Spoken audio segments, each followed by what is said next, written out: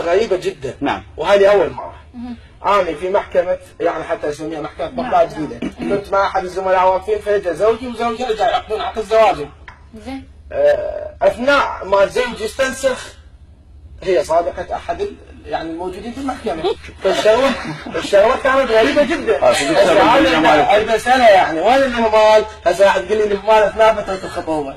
يعني هذه شغلة غريبة جدا. أنت واضح ووضوح كلش. مشكلة اجتماعية. زين اليوم حتى المصورين يضحكون على يعني. لا يعني غريبة جدا يعني حتى قلت له اسألها قلت يعني شو بسرعة؟ زين اليوم نعرف شلون عرف؟